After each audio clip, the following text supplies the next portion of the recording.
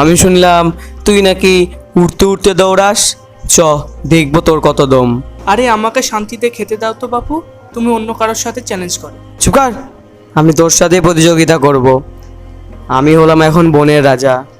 সিংহকেও কদিন পর বন থেকে তাড়িয়ে দিয়ে আমি আসল বনের রাজা হয়ে যাব, আর তুই আমাকে অমান্য করছিস।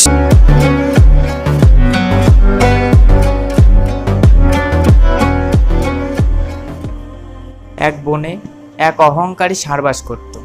তার গায়ে ছিল প্রচুর জোর, সে খুব জোরে দৌড়াতেও পারত, তাই তার অহংকারে মাটিতে পা পড়ত না। সে একে তাকে ডেকে তার সাথে প্রতিযোগিতা করার জন্য চ্যালেঞ্জ করত, কিন্তু কেউই তাকে হারাতে পারত না।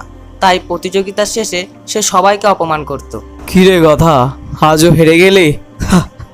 ছি ছি ছি ছি ছি, তোদের দ্বারা কিচ্ছু হবে না দেখছি। হ্যাঁ শেয়াল, এবার তুই আয়, তোর সাথে এবার প্রতিযোগিতা করব। দেখবো তুই কত দৌড়াতে পারিস। গাধাকে তো এক্ষুনি হারালাম, তোকেও এবার হারাবো। সে এভাবে গাধা, শেয়াল সবাইকে হারানোর পর মুরগির কাছে গিয়ে হাজির হলো। মুরগি আরাম করে খুদ খাচ্ছিল। সে ষাঁড়কে আসতে থেকে চমকে উঠল। ওই মুরগি, খুদ খেয়ে কি হবে? আয়, তোর সাথে আমি আজও প্রতিযোগিতা করব। আমি শুনলাম তুই নাকি উঠতে উঠতে দৌড়াস। চ দেখবো তোর কত দম। আরে আমাকে শান্তিতে খেতে দাও তো বাপু, তুমি অন্য কারোর সাথে চ্যালেঞ্জ করো। চুপ কর, আমি তোর সাথে প্রতিযোগিতা করব। আমি হলাম এখন বনের রাজা। সিংহকেও কদিন পর বন থেকে তাড়িয়ে দিয়ে আমি আসল বনের রাজা হয়ে যাব, আর তুই আমাকে অমান্য করছিস। এভাবে ষাঁড় সবাইকে হারিয়ে দিত এবং অপমান করত। তাই অপমান সহ্য না করতে পেরে তারা খরগোশের কাছে গেল। খরগোশ ভাই, তোমার আমাদের একটা হেল্প করো না প্লিজ।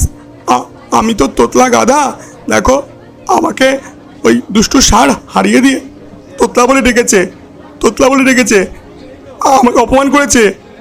আমার অপমানের জ্বালা আমি ঘুমোতে পারছি না, তুমি আমাকে হেল্প করো না। হ্যাঁ হ্যাঁ, আমাকেও হারিয়ে দিয়ে অপমান করেছে। তুমি একটা ফোন দিয়েটে ওকে জব্দ করো না বাপু। হ্যাঁ হ্যাঁ, করো করো। হ্যাঁ, ওকে জব্দ করতেই হবে। আচ্ছা আচ্ছা, দেখছি। এই প্ল্যান করে খরগোশ ষাঁড়ের কাছে যায় এবং ষাঁড়কে গিয়ে চ্যালেঞ্জ করে। ও ষাঁড় ভাই, তুমি নাকি সবার সাথে দৌড় প্রতিযোগিতা করো? চলো আজকে আমার সাথে প্রতিযোগিতা করবে। কে? খরগোশ? তোকে আবার কি হারাবো? আমি সবাইকে হারিয়ে দিয়েছি, তুই তো একটা ছোট্ট পড়া খরগোশ। হ্যাঁ, হাতি ঘোড়া গেল তল, মশা বলে কত জল। ভাগ এখান থেকে। তুমি তো জিতবেই। আমাকেও একটা সুযোগ দাও, তোমার সাথে দৌড় প্রতিযোগিতা করি। খরগোশের কথায় ষাঁড় রাজি হলো এবং দৌড় প্রতিযোগিতায় নামল। বাঁশি বাজার সঙ্গে সঙ্গে খরগোশ খুব জোরে দৌড়াতে লাগলো। আরে, এত তাড়াতাড়ি দৌড়াচ্ছে কি করে? আমি কি আজকে হেরে যাবো নাকি? ষাঁড় মনে মনে এই ভেবে চেঁচিয়ে উঠল। এই বেটা খরগোশ, দাঁড়া দাঁড়া বলছি, তুই আমাকে হারাতে চাইছিস? কিন্তু খরগোশ তো আর দাঁড়ালো না। সে এক দৌড়ে ফিনিশিং লাইন শেষ করে দিল আর জিতে গেল। কি? আমি হেরে গেলাম? হ্যাঁ, আমি হেরে গেলাম। আমার আর মনে হয় আর বনের রাজা হওয়া হবে না। হেরে গিয়ে ষাঁড় কাঁদতে লাগলো আর সব পশুরা খরগোশকে বাহবা দিতে লাগলো।